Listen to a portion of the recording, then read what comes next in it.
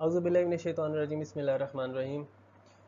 अस्सलाम वालेकुम। उम्मीद करता हूँ आप सब खैरियत से होंगे। आज हम आईकॉम पार्ट 1 इकनॉमिक्स के लेक्चर 1 को स्टार्ट करने जा रहे हैं और लेक्चर 1 हमारे पास इकनॉमिक्स की डेफिनेशंस पे होगा।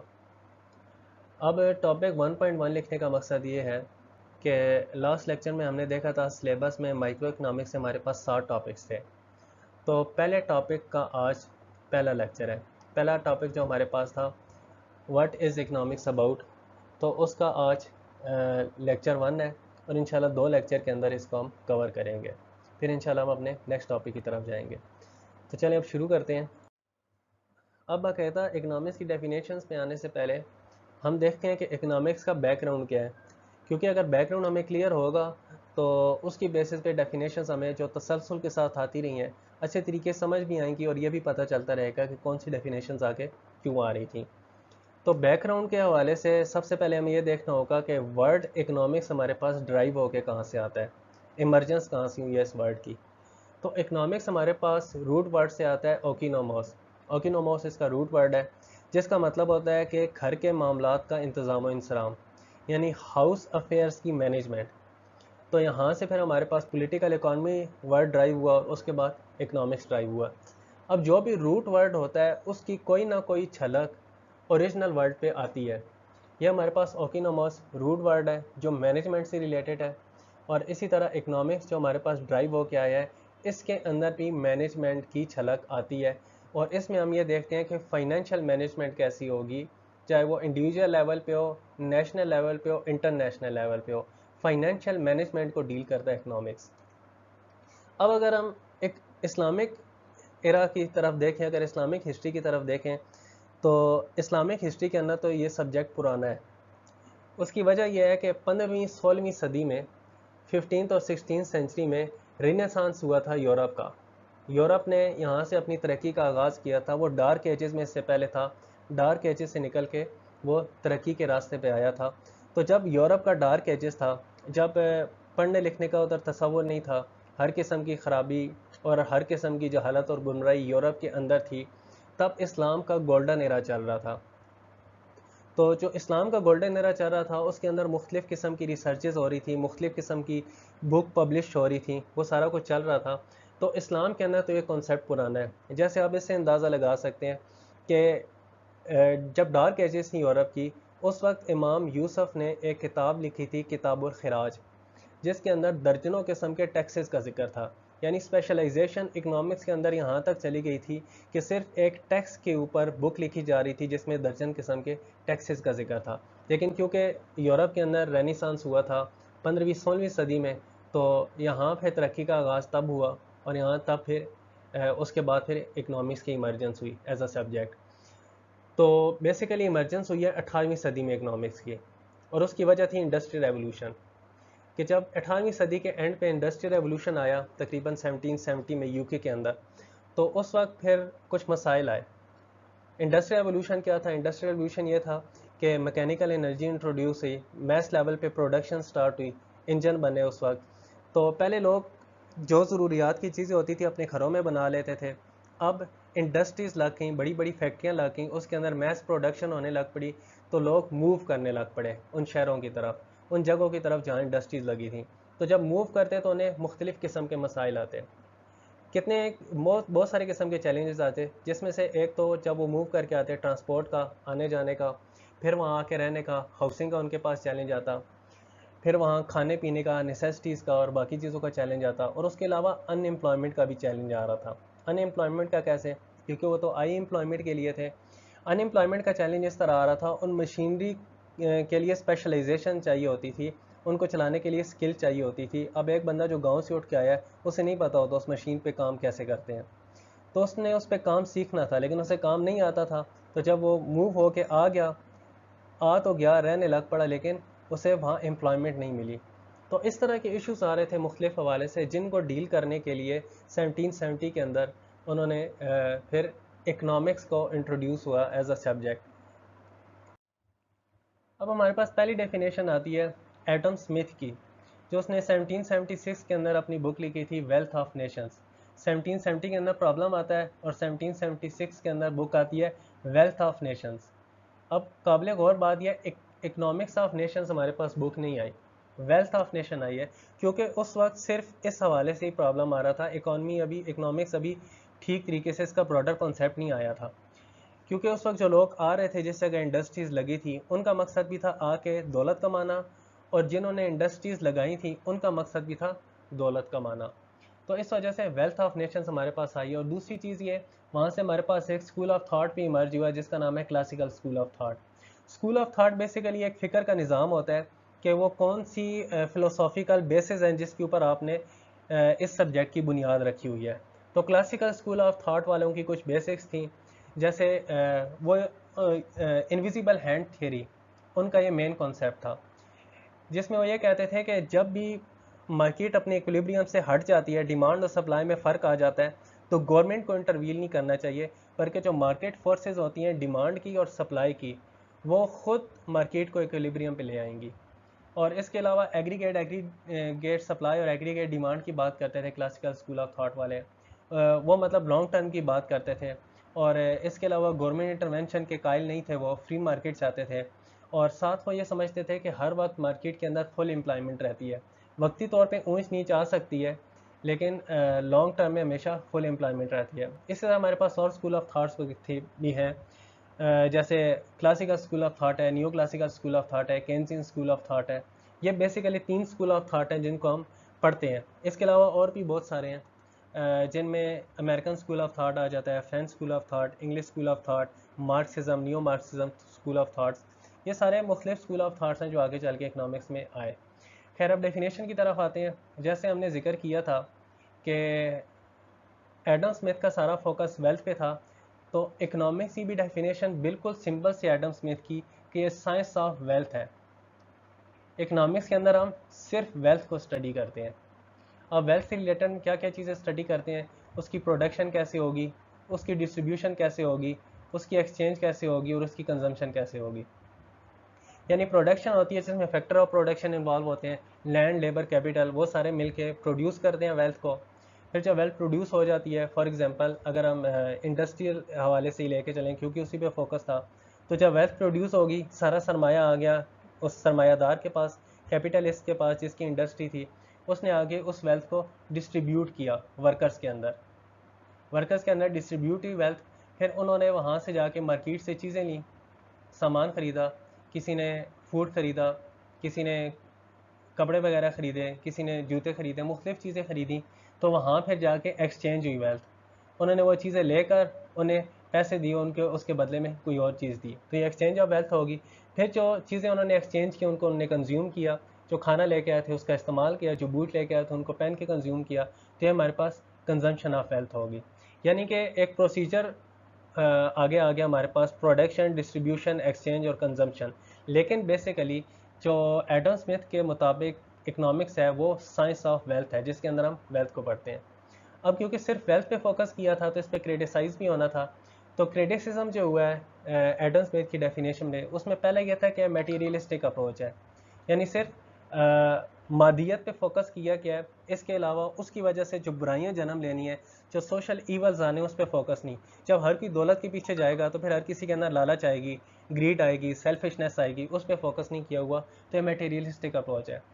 दूसरा यह था कि इसने वेलफेयर को इग्नोर किया, क्योंकि इकोनॉमिक्स के अंदर हम वेलफेयर भी पढ़ते हैं, लाजमी बात है। अगर हम नेशनल हवाले से देखें तो हुकूमत का काम ही होता है कि वेलफेयर को मैक्सिमाइज़ करना।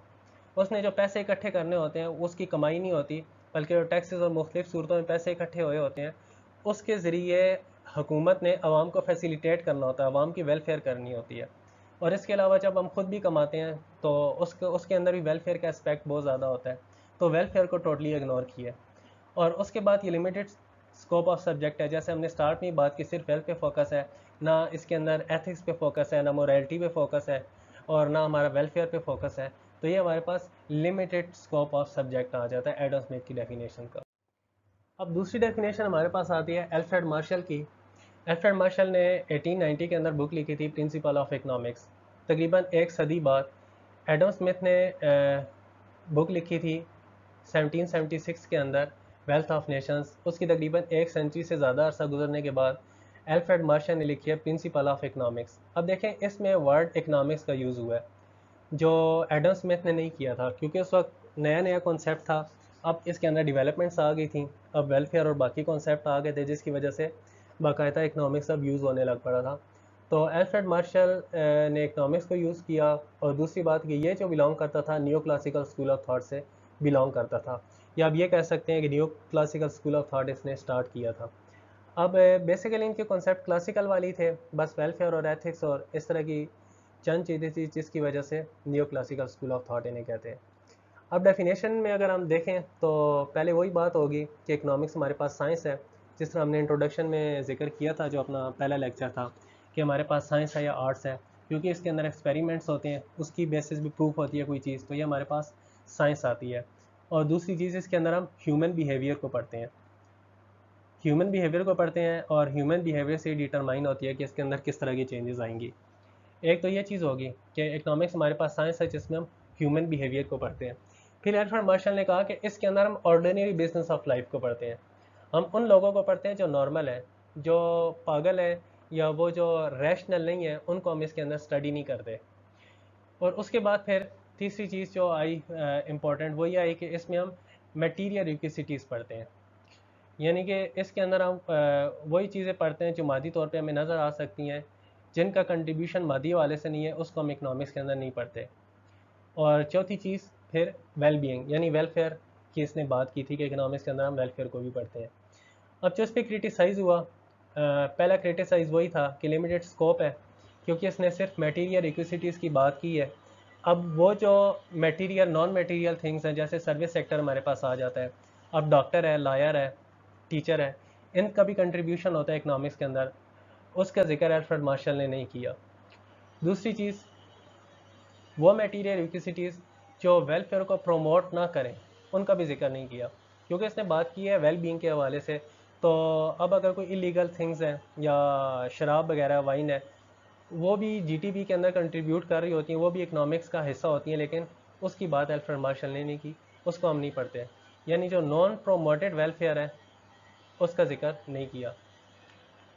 अब तीसरी चीज़ जो इसने की कि मटेरियल और नॉन मटेरियल वेलफेयर को सेपरेट करना ज़रा मुश्किल काम है। यानी हम ये किस तरह करेंगे कि ये हमें वेलफेयर, इस मटेरियल रिक्विसिटी से हमें वेलफेयर मिल रही है और इस मटेरियल रिक्विसिटी से हमें वेलफेयर नहीं मिली, इसको डिफरेंशिएट करना मुश्किल है, जिसको इसने वाज़ेह नहीं किया।